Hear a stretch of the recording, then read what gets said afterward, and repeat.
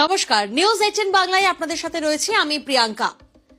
Time ম্যাগাজিনের প্রভাবশালী তালিকা বেরিয়েছে, আর সেখানে জানেন কোনো ভারতীয় নাম নেই। তালিকায় কারা রয়েছেন?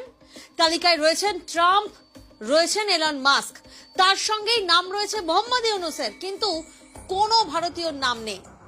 বিশ্ব নেতাদের লিস্টে প্রথমেই রয়েছেন ব্রিটেনের প্রধানমন্ত্রী কিয়ার স্টারমার। 100 জন প্রভাবশালী তালিকা প্রকাশ করেছে টাইম ম্যাগাজিন। এবছর এই তালিকায় জায়গা করে নিতে পারেননি কোনো ভারতীয়।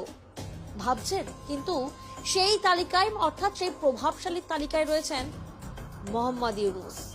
প্রভাবশালীদের মধ্যে রয়েছেন বাংলাদেশের অন্তর্বর্তী সরকারের প্রধান উপদেষ্টা মোহাম্মদ ইউনূস, মার্কিন প্রেসিডেন্ট ডোনাল্ড ট্রাম্প ও টেসলা কর্তা এলন মাস্কের সঙ্গেই তালিকায় নাম লিখিয়েছেন মোহাম্মদ ইউনূস। অর্থাৎ 100 জন প্রভাবশালীদের নামের মধ্যে ডোনাল্ড ট্রাম্পের নাম রয়েছে, এলন মাস্কের নাম রয়েছে, মোহাম্মদ ইউনূসের নাম রয়েছে, কিন্তু কোনো ভারতীয় নাম নেই।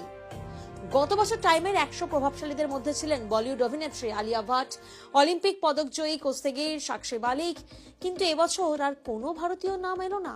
কেন নেই এই তালিকায় কোনো ভারতীয় নাম? প্রত্যেকবারের মতো এবারেও লিডার, আইকন, টাইটান্স এই 3 তালিকায় প্রভাবশালীদের নাম ঘোষণা করা হয়েছে। বিশ্ব নেতাদের লিস্টে প্রথমেই রয়েছেন ব্রিটেনের প্রধানমন্ত্রী কিয়ার স্টারমার। গত বছরের নির্বাচনে ঋষি সুনাকের কনজারভেটিভ পার্টিকে ধরাশায়ী করে জয়লাভ করে তাঁর দল লেবার পার্টি। রাজার দেশের কুর্সি দখল করেন স্টারমার, আর এরপরই রয়েছেন ডোনাল্ড ট্রাম্প। গত বছরের নভেম্বরে প্রেসিডেন্ট নির্বাচন জিতে দুরন্ত প্রত্যাবর্তন ঘটিয়েছেন তিনি। বোঝা গেল ব্যাপারটা। গত বছর টাইম ম্যাগাজিনের বর্ষসেরা ব্যক্তিত্বের শিরোপা পেয়েছিলেন তিনি। তাঁর সঙ্গে তালিকায় জায়গা করে নিয়েছেন ধনকুবের এলন মাস্ক। ট্রাম্পের সঙ্গে মাস্কের গভীর বন্ধুত্ব অনেক দিনের আমরা জানি। রিপাবলিকান নেতার নির্বাচনী প্রচারেও জনতার সামনে গলা ফাটাতে দেখা গিয়েছিল এক্সের মালিককে। ভোটে বিজয়ী হওয়ার পর পারিবারিক ছবিতেও দেখা গিয়েছিল এলন মাস্ককে। এখন ঠিক যেন ছায়া সঙ্গীর মতোই ট্রাম্পের সঙ্গে রয়েছেন তিনি। সরকারের অপব্যয় কমাতে ডিপার্টমেন্ট অফ গভর্নমেন্ট এফিসিয়েন্সি নামে একটি নতুন দপ্তর খুলেছেন ডোনাল্ড ট্রাম্প, যার মাথায় বসিয়েছেন টেসলা কর্তা এলন মাস্ককে। ট্রাম্প আর মাস্ক এই দুজনের তো নাম রয়েছে, তবে জানেন তাদের নামের পাশেই নাম রয়েছে মোহাম্মদ ইউনূসের।